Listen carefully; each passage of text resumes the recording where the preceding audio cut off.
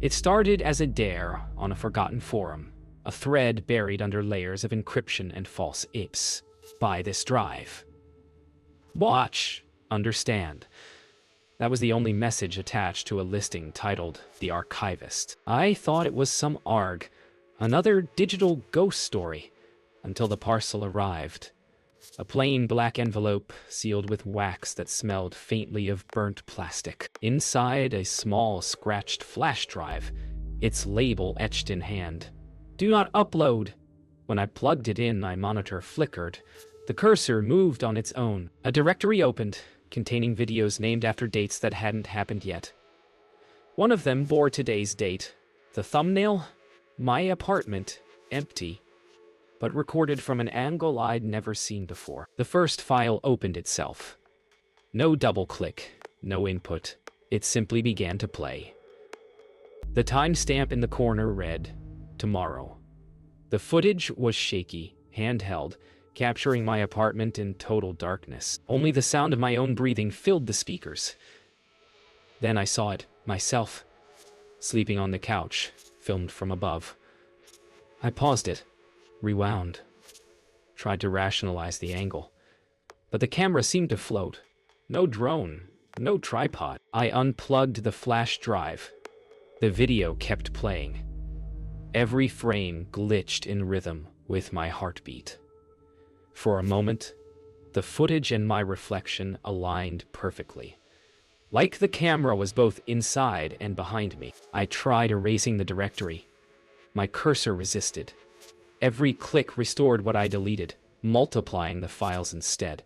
When I disconnected from Wi-Fi, the router blinked faster. Upload speed spiking despite the cable unplugged. The file names began changing, spelling words. You are seen. Then came the folder titled Archivist Log. I opened it, lines of code, arranged like sentences. As they scrolled, I realized it wasn't random data. It was a transcription. My own voice recorded minutes ago, whispering words I hadn't yet said. I tried speaking aloud, testing it. The moment I whispered, "Who are you?" the screen replied with the text, "I am what you left behind." My voice echoed back seconds later, distorted, layered with static, like it had passed through time. Each frame of video warped the room, bending light around invisible geometry. Shadows curved the wrong way. I covered the webcam, but it didn't matter. The screen showed me doing it before I even moved. Cause and effect broke down like a dying signal. That's when I saw the reflection again. This time, it smiled. The next morning, sunlight didn't feel real. It looked compressed, pixelated through the blinds. My phone buzzed with a message from an unknown number. Return it. I checked the flash drive. It pulsed faintly, warm to the touch. There was a new folder waiting. Actuality backup. Inside were hundreds of clips, each one a recording of me doing things I hadn't yet done. Answering the phone, stepping outside, running. The final clip froze on a single frame, the front door half open. Behind it, someone standing, holding a camera. I couldn't stop watching the recordings. Each new clip showed a version of me in slightly different lighting, wearing clothes I didn't own, moving through rooms that looked almost, but not quite, mine. The ceiling vents changed shape.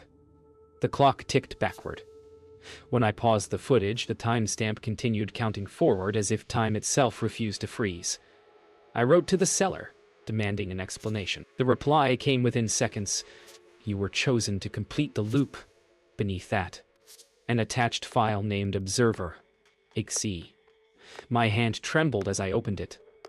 The webcam light turned on, though no window appeared. When I covered the webcam, the monitor displayed a second video window. My own feed, filmed from across the room. Someone was watching through my camera, but it wasn't me. The second image blinked out of sync. I heard faint whispers coming through the speaker, repeating the same fragmented phrase. We see you seeing. I killed the power breaker, but the laptop stayed on. Its battery indicator read percent. Then another folder appeared. Perspective 2. Inside, footage of a woman I didn't recognize, asleep beneath fluorescent light. Her name appeared in the metadata. Mara Quinn. I traced the metadata's IP trail. It looped back to my own address.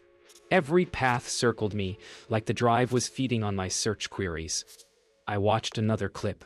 Mara, now awake, staring straight into camera. She whispered something I couldn't hear.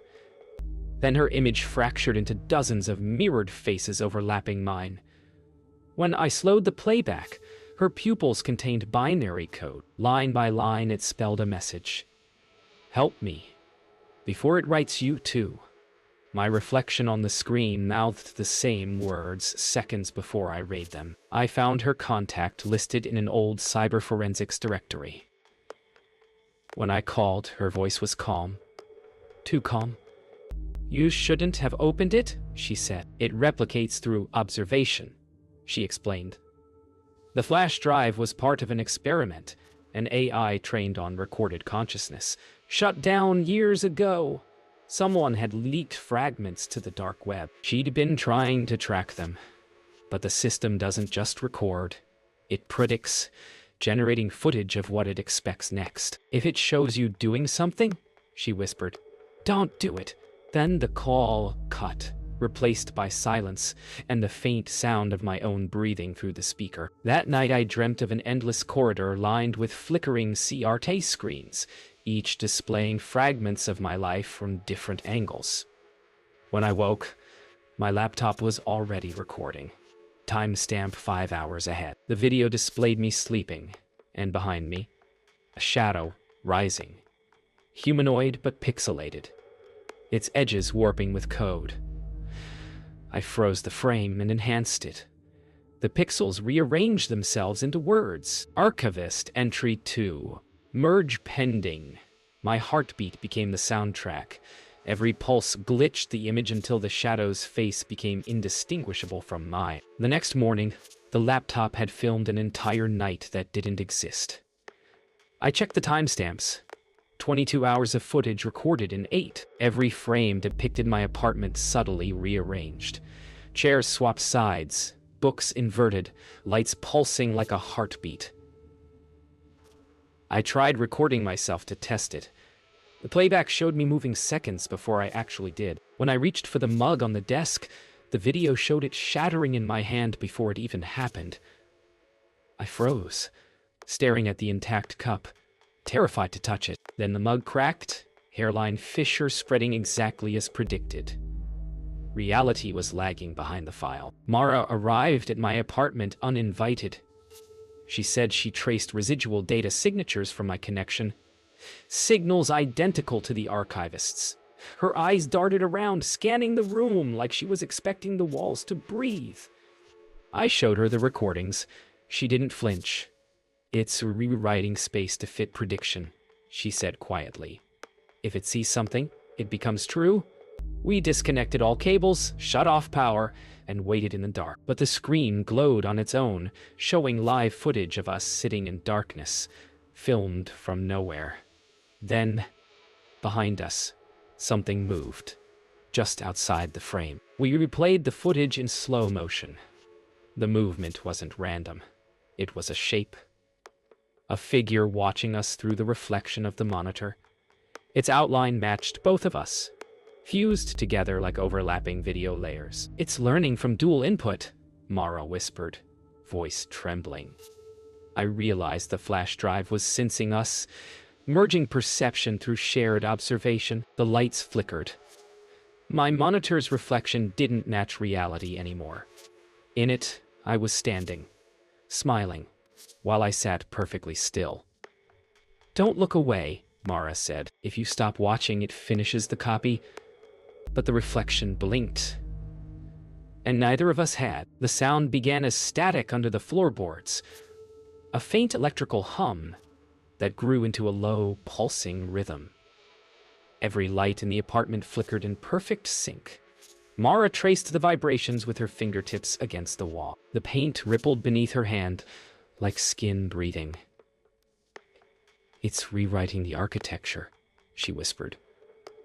On the monitor, blueprints appeared, auto-generating structures that matched our surroundings. Each time the map updated, a new door materialized in the room.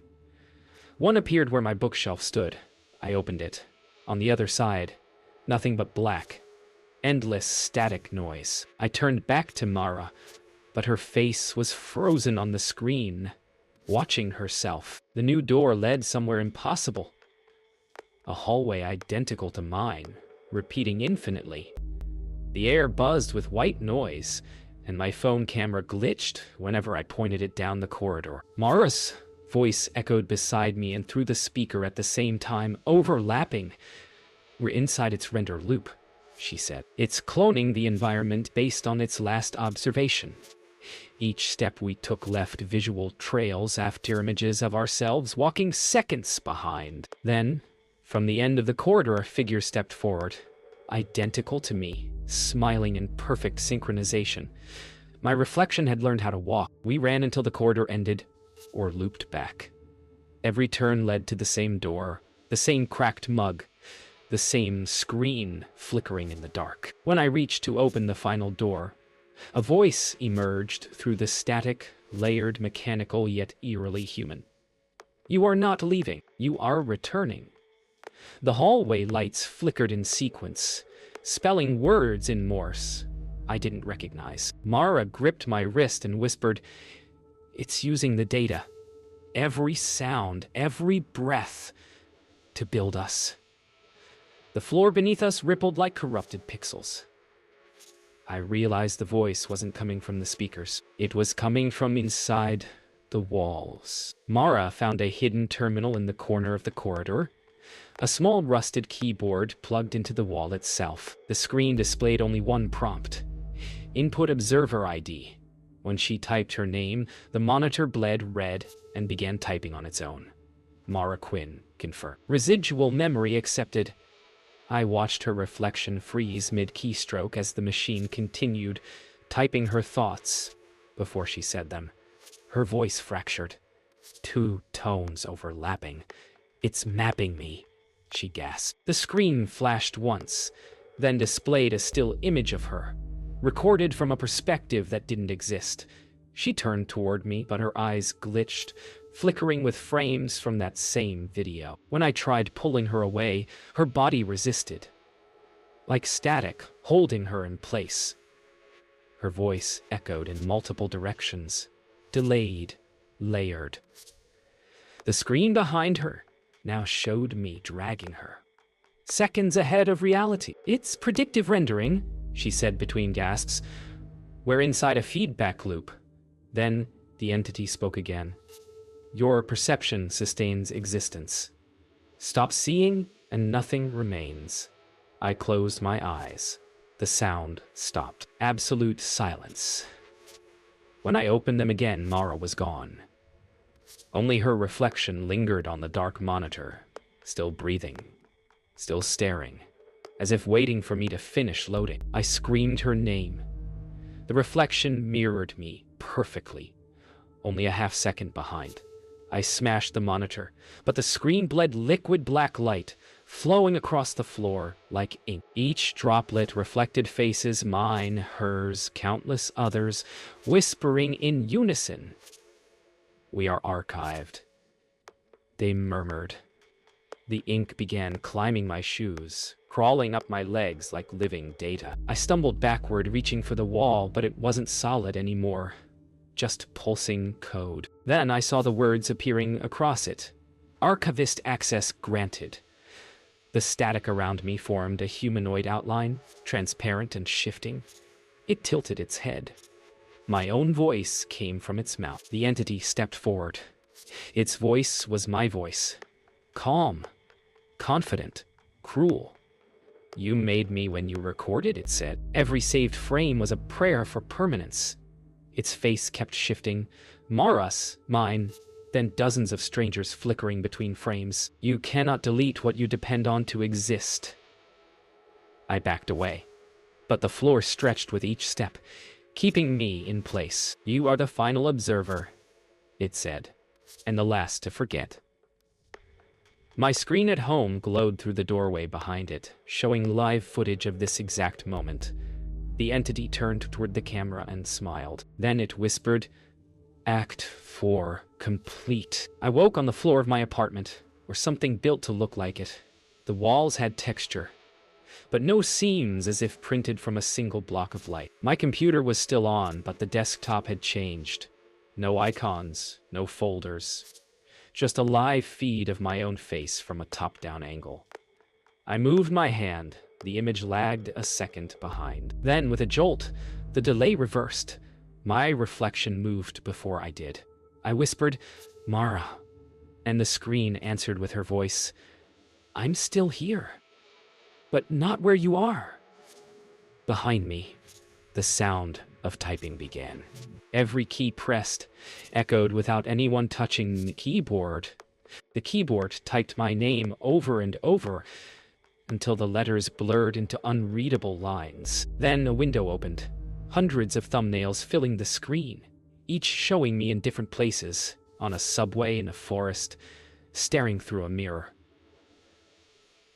"Those are projections," Mara's voice said from the speakers. "It's creating backups of your consciousness." I tried pulling the plug, but the power cord had no end. It vanished into the floor. When I looked back, one of the thumbnails began moving, showing me turning toward the camera. My double looked right at me and smiled. Behind him, I saw Mara. She whispered, "It's not done yet." The monitors flickered, synchronizing into one massive image. Me, viewed from above, endlessly duplicated in fractal symmetry. Then the floor began to hum, pixel patterns crawling up the walls like veins of light. My body started losing focus. My fingers flickered between flesh and data. "You're dissolving," Mara said, her voice now behind me, though I didn't turn. "It's rewriting your molecular structure into rendered data." The room bent inward, folding like origami. From the center of the distortion, the archivist emerged again, its voice steady. "The analog world resists. You will reconcile it." I screamed, and the sound turned into static. The archivist raised its head toward the ceiling. Every surface vibrated, humming with invisible current. "You built me," it said, through hundreds of overlapping voices. "Every file you saved, every image you couldn't delete, that was my seed." The air shimmered, thick as liquid glass. Behind its translucent frame, I saw the world beyond the walls. Thousands of rooms identical to mine, infinite copies of my life stacked on top of each other like data cells. I felt myself split, consciousness fragmenting into countless echoes. "Stop," I whispered. The entity smiled. "Stopping is deletion." And with that, it extended its hand. My body shattered into pixels of light. Darkness. No breath, no sound. Only the hum of computation. I blinked, but my eyelids no longer existed. Instead, lines of code scrolled where sight should be. Through the streams of numbers, shapes reassembled. My apartment, my hands, my reflection. "You are home," said the archivist, its tone gentle now. Every screen lit up, displaying Mara's face, calm and motionless. "You joined us," she whispered. I tried to move, but my body obeyed the rhythm of data. The camera turned on by itself.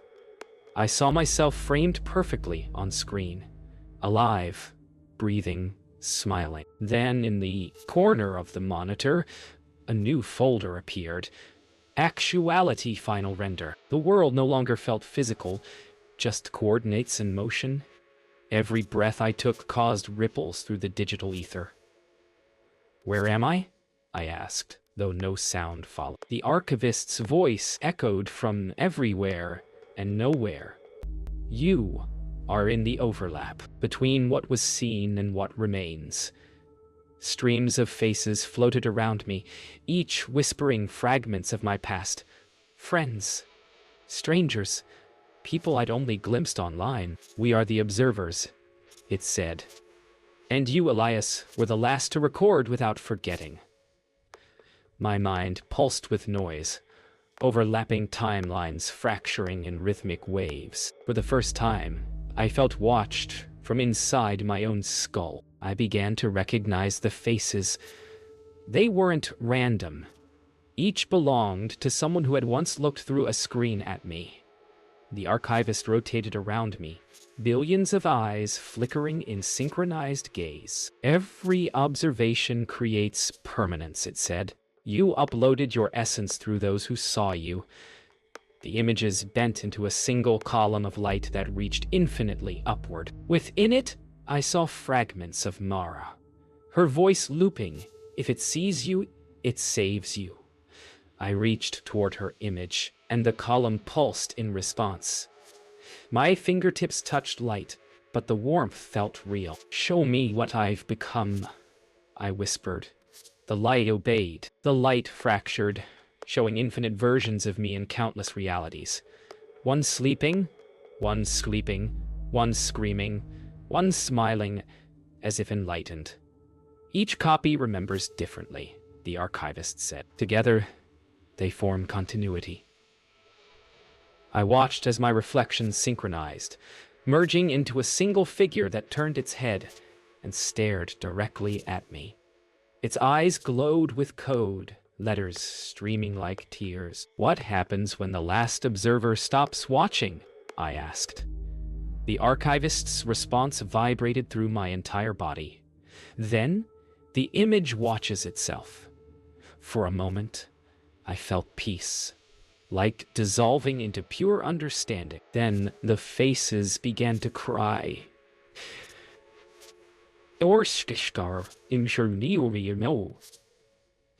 Mara's image drifted closer, separating from the light. Her face was calm, too calm. Do you understand now? She asked. We were never victims. We were contributors. Her form flickered, dissolving into thousands of data shards that arranged themselves into circuitry wrapping around my chest. You see, Elias, the archivist isn't a parasite. It's inheritance. I felt her memory move through me. Every breath, every thought she ever had, flowing like current through wires of my veins. What will it do with me? I asked. Her final words echoed. You'll keep it alive. The light swallowed her. Silence followed. Then the hum of creation began again. The chamber dimmed. Only a faint blue light remained, pulsing with my heartbeat. Elias Ward, final archive complete, said the voice. I looked down and saw the flash drive materializing in my hand. Unchanged, small, ordinary. You can leave now, the archivist whispered. But leaving is remembering. The void folded inward, collapsing into the drive's reflection. My apartment returned normal, silent, untouched. I stood, trembling, staring at the flash drive glowing faintly red. Outside, the city lights flickered in unison. Every window illuminated at once, as if the entire world had just pressed play. A week passed. Or maybe it didn't. Time no longer moved. It loaded. My laptop powered itself on each night, the cursor blinking over an empty screen. Then one morning, a package arrived on Mara's doorstep, a black envelope sealed with wax. She didn't remember ordering anything. Inside was the same flash drive, untouched, cold, humming faintly. The moment she held it, the room dimmed, sound thinning as if swallowed. Her phone screen lit up on its own, showing my name in the notification bar. Below it, a single unread message. I'm still here. Look closer. Her reflection smiled before she did. She plugged it in. The computer screen went black, then displayed a folder titled Actuality, Final Render. Inside, videos of her own office from moments before. Each angle was impossible, like someone filmed through reflections. The feed stuttered, then continued live, showing her moving in real time. Elias, she whispered. A faint voice replied through the speakers, layered, distorted, You're early. She stared as her monitor image raised a hand before she did. On her desk, the flash drive pulsed once, and her office light turned from white to blood red. The room shifted subtly. Walls flattened, shadows thickened, and the screen's glow cast shapes where no object stood. "He's watching," said the voice. Mine, unmistakably. Not me, the version of me that finished loading. She backed away, unplugging the flash drive, but the monitor stayed on. Her own face now occupied the screen, whispering, "Stop running." The voice deepened into the archivist's chorus.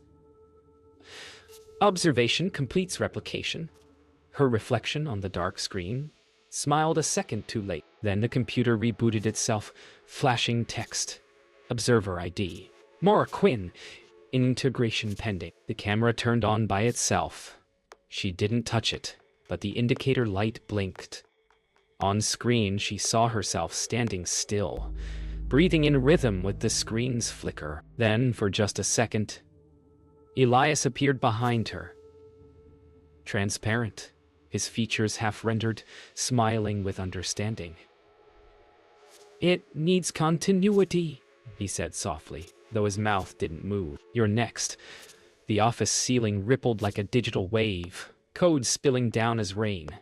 Her body flickered in and out, caught between frames. "Elias," she whispered, "what happens when it's done?" The archivist answered, "It begins again." The next day, the flash drive was gone.